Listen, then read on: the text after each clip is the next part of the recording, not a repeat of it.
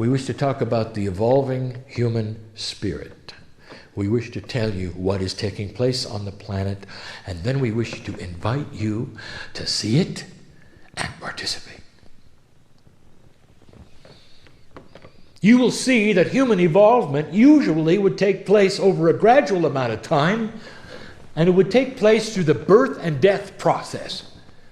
But spiritual evolvement not only happens in that fashion, but also in the fashion those already here who are ready for the next step will start to move into those same evolvement steps. It has to be that way. For the children cannot be the only ones to receive a conceptual consciousness. And that's what's taking place. Let me take you again to the wind of birth. Human beings come in with a linear mind. And you might say, well, that's the way of it. No, it isn't. That's the way you chose it. Hard to believe. Lurking in your DNA, trillions of pieces of energy in your body, lurking there, are many layers, many energies that are quantum. They're interdimensional. Given to you clearly by the Pleiadians over 50,000 years ago. Now, for those hearing and reading, some have decided to turn off. Shut the book. Because it's just too strange. And yet it's the truth. What if I told you that this planet of free choice is just one in a series? Well, they happen one at a time. They're very linear.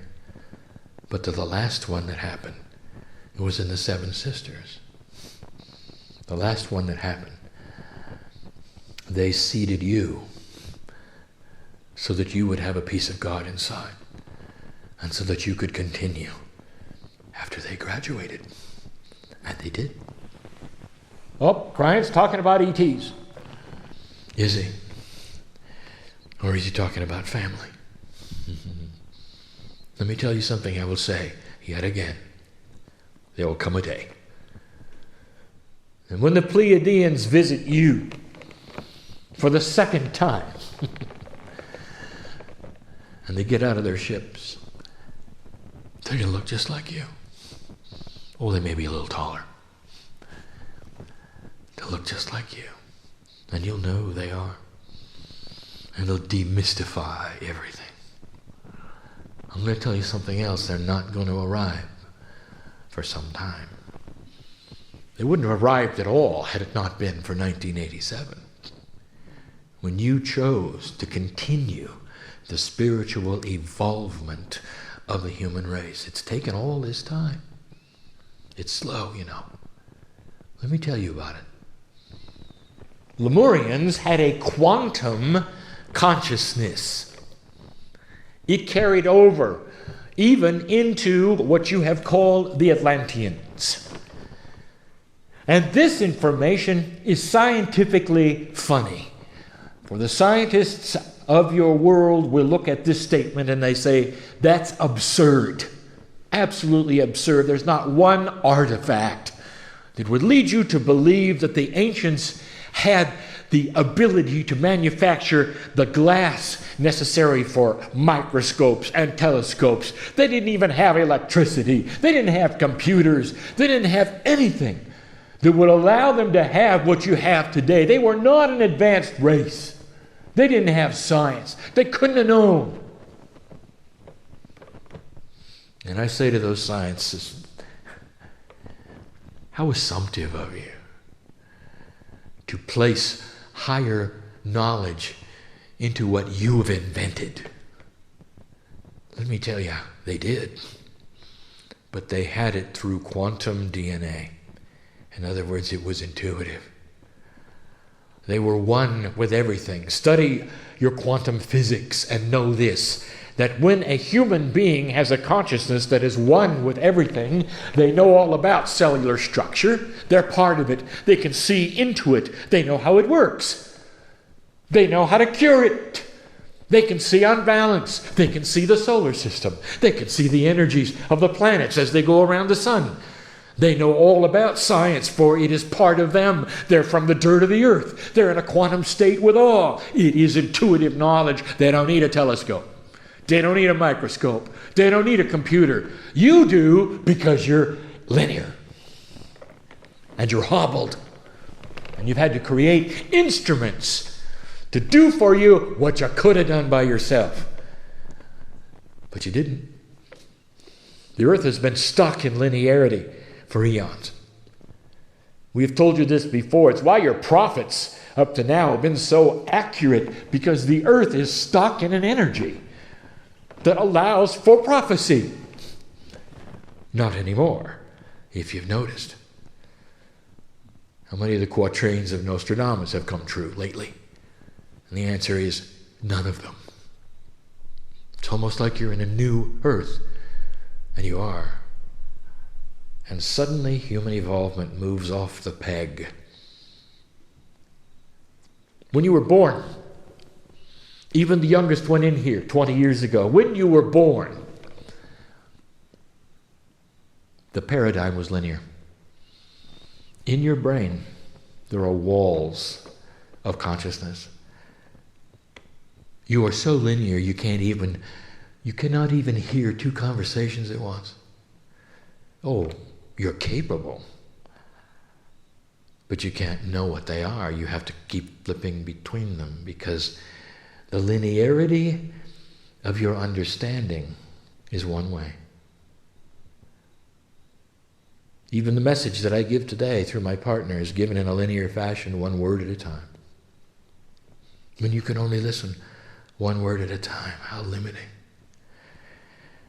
And suddenly this is beginning to shift. For what is starting to take place now is the beginning of non-linear thinking.